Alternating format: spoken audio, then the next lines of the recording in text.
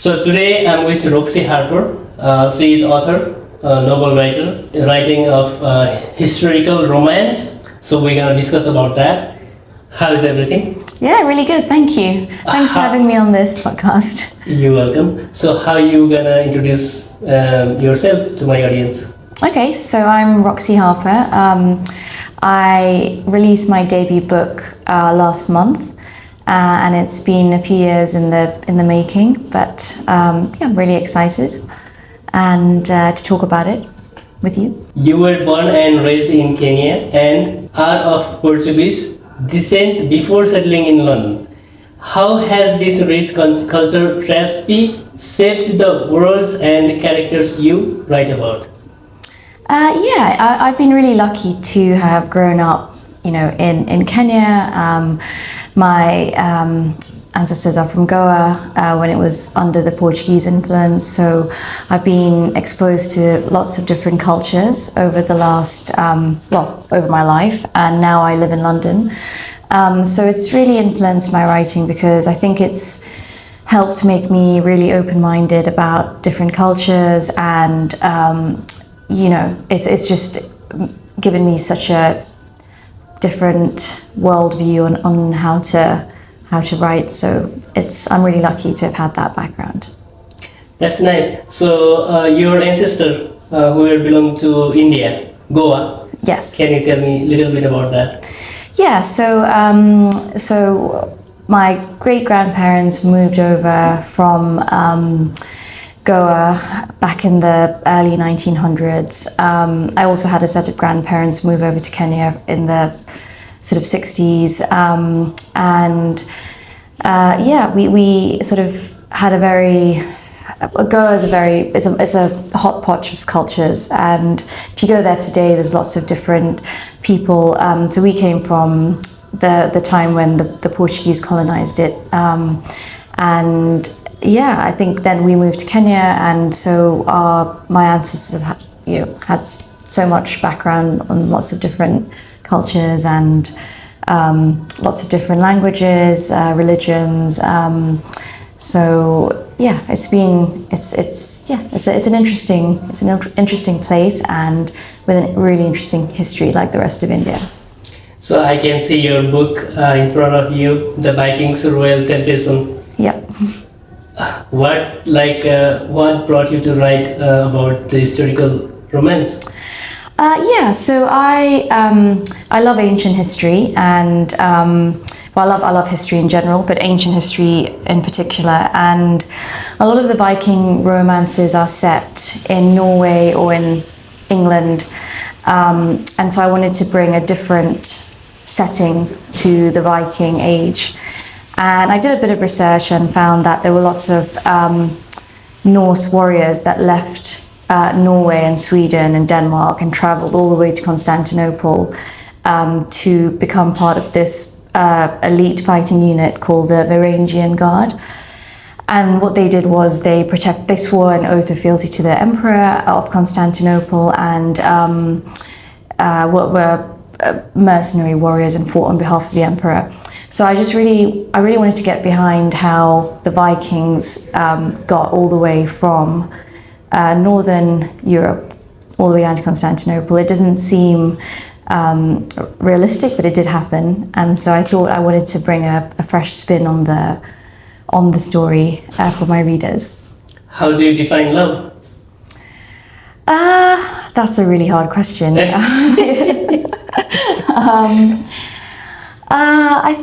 I think finding love is hard, and there are lots of different types of love, and I don't think there's one set description. Let's talk about the couples love. Couples love. Yeah. I think there are also different types of loves in couples love, and how about husband-wife? Yeah. I think probably the best way to describe it is seeing yourself in the other person and having understanding each other. Yeah. Nice. You studied Latin and ancient Greek at university. How does your profession from classical languages and ancient history influence your storytelling? Yeah, I mean, from my first book, you can tell that it had a huge influence on my writing. I love Latin and ancient Greek because the Romans and the Greeks had such a wealth of literature that you can just get lost in. So a lot of my writing is influenced by the setting in those ancient times. So yeah, I mean, I think that those languages are not. I mean, they are called the dead languages for a reason. They're not very common, and not many people study them anymore. So, but they do bring a wealth of knowledge and a different way of looking at the world, which is hopefully what you see in my writing. Yeah, I just read few about the book, but I'm gonna complete that. So, where can I get that book? Oh, so I think it is on Amazon. So if you just type that in, you should be able to get hold of it. Under the same name? Yes, The Viking's Royal Temptation by Roxy Harper. Okay, nice. Published by Harlequin Historical. That's great. So you mentioned reading everything from the Bronte sisters and Austen to Hardy. How did these early reads teach you about strong, fearless heroines? Well, I think every girl growing up will have at least seen or read Pride and Prejudice, and you've got the really strong Bennet sisters. You've got Jane Austen. You've got Bathsheba and Hardy's novels, and I don't know. I think reading those novels from a young age made me see what sort of a woman you could be, and you could be strong and fearless and powerful, and yeah, I think I was lucky to have been exposed to those sorts of books at that sort of age.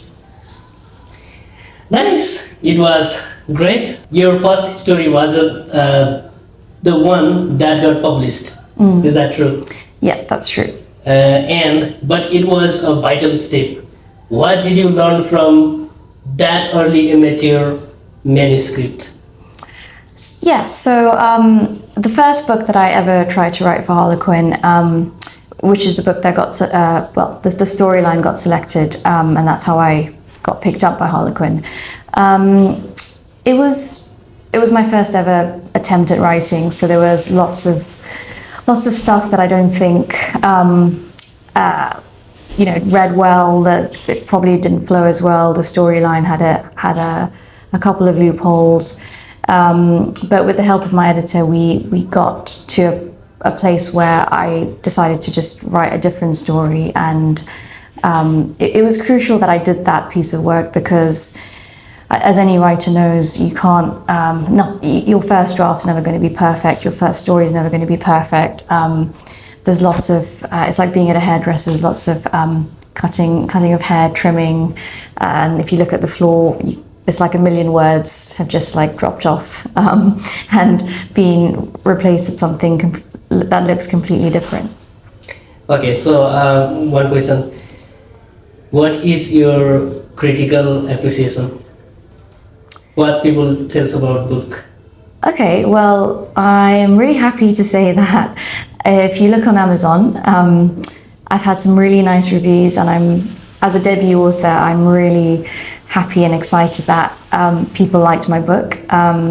They seem to like the pace of it, the fact that it's set in a really unique historical location, and they liked the chemistry between the characters. So yeah, thank you everyone who did read my book and left a review.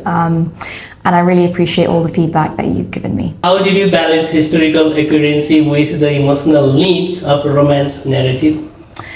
Yeah, that's quite hard because you have to be quite careful that you're not getting bogged down in all the historical detail and it's not boring for the reader, but you do have to be accurate.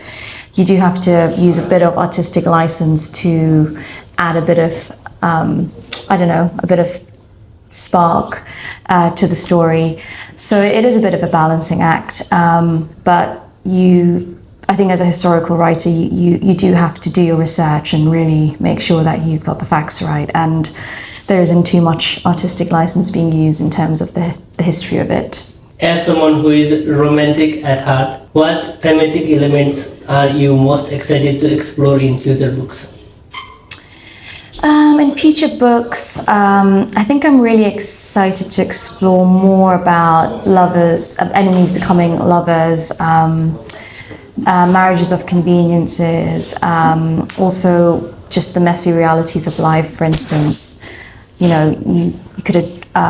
could fall in love with someone, it might not work out, you might have a child with that person and then meet someone else, and that's just life. And so I just want to explore more how realistic life can actually be in the context of love. Not every love story is made from the beginning to the end in a perfect way. So how was your childhood? Did you suffer, or are you a dedicated child that I'm gonna be something in the future, or no, you're gonna be like let's see what will be happen, so let it go? You were the dedicated child. I was very dedicated, yeah. Was I a carefree person, or was I carefree? More, was I more?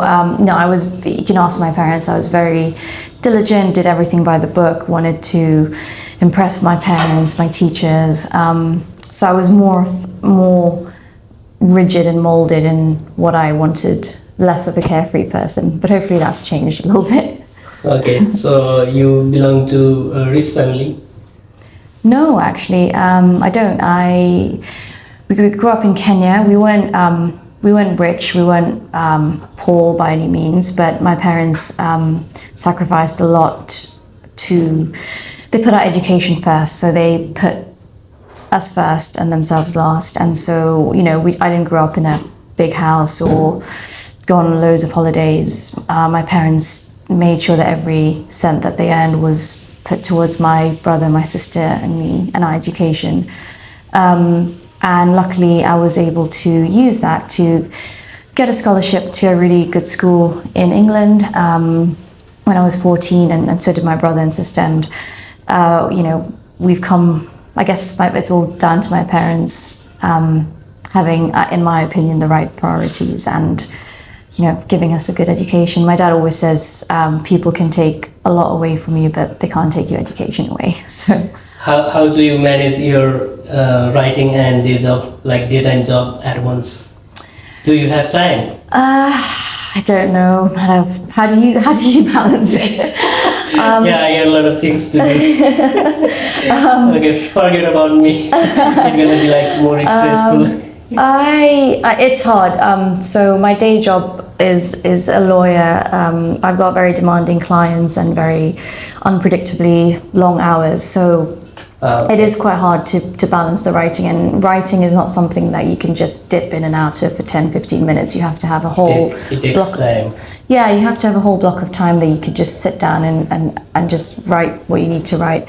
So usually I try and do that really early in the mornings before work, or on the weekend or something like that. But it has been quite difficult to try and fit the writing in to the day job. But if you want to do something, then there's always where there's a will, there's a way. So I have a friend who also writes novel, and he said one book takes around 3 to 4 years to research, even if it's fictional. Is that true? I would say that's true, because it's taken me 4 years from when I got selected to when I got published to get published. So a lot of work and research went into that story. So I would agree. Is it difficult to take copyright in UK? I don't know about that. Copyrights for books? I think, I'm signed with Harlequin, so they've got their strict sort of rules on copyrights. I'm not an expert on that. Okay. So your debut Viking romance is set in Constantinople. Modern day Istanbul, but yeah. Yeah. So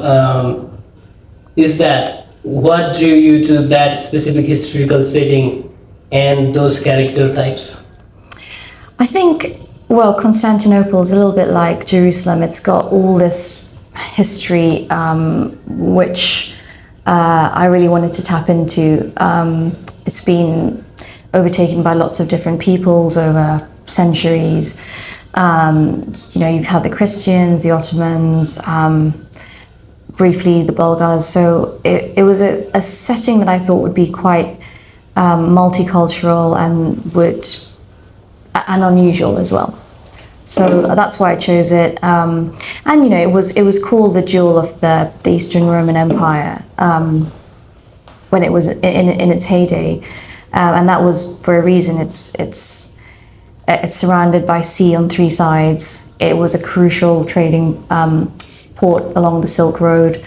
So it had an enormous strategic position, relevance and importance, and I think that made it a really cool place to set a story. What writing routines or habits help you escape into the character's insane world? Well, I think as you touched upon earlier, a lot of research. You need to really know the times that they lived in. You also really need to get... Have you visited physically? Yeah. Places? Yes, I went to Norway. Norway, right? Yeah. I saw your post. Yeah, Norway, so we went to Landscape. Bergen. Yeah, went to Bergen, did a fjord tour, been to Sweden, and then also went to Istanbul 2 years ago because I really wanted to check Just out... to write the book? Yeah. Wow, that's a lot of determination. I wanted to see, because there is a graffiti in the Hagia Sophia, which is in Runic, which is the Viking Old Norse language, and there's a graffiti there which shows you that the Vikings were in Constantinople, traveled all the way from Norway down, through Russia, and used this complex web of river systems to get down to the Middle East. And I just think it's incredible. So I visited Istanbul, and it's just such an amazing city. I really need to go again. Wow, that's amazing.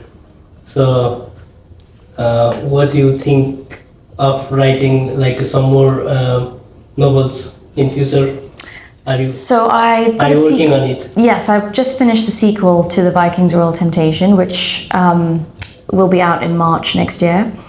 But I love history, so my next venture is going to be into Regency, and I'm thinking it will be something, again, because I love mixing races and mixing cultures, it will probably be a Bridgerton-style piece where you've got someone from India, maybe during the British Raj, going off and traveling to England, and I'm really excited about that story. But more about that next year when hopefully my book about that comes out. Over 300k words and multiple drafts later, you finally got published. How do you keep motivated through getting knocked back and rewrites? Yeah, so I think that was one of the hardest things of writing this book, because, it's never going to be perfect, your first draft, even your second draft. And it took me a few years to actually get to the point where my editor was happy with the story, and the Harlequin historical team were happy with the story and the plot and the setting and the characters. So you just have to keep trying. My husband told me just never to give up, so I kept going and kept trying, and eventually, they couldn't get rid of me. I got published. Have you ever been in Nepal? No, and I really, really want to go. Maybe I'll set one of my stories there. Yeah, exactly. I heard it's a really beautiful place. It's amazing, and maybe you're gonna write another book like based on Nepal history, and definitely I'd have to visit it. Do you have any recommendations? Yeah, Pokhara, definitely. A lot of lakes, and you can see mountains. Oh, that would be good. Yeah. Okay. And Kathmandu, obviously, it's the capital of Nepal, and city of temples. Yeah. Oh, thousands of temples over there. Oh, wow. Over 300 years. Oh, wow. Yeah. You're gonna love that. I'd love to. Yeah, super ancient place. I'd love to go. Yeah. Such a peaceful. Very peaceful. So namaste means hello. Hello, yeah. It's like in Hindi, right? Yeah, Namaste. it is. Like most of the words are similar to Hindi. Okay. similar to Hindi, but our language is different to speak. Okay.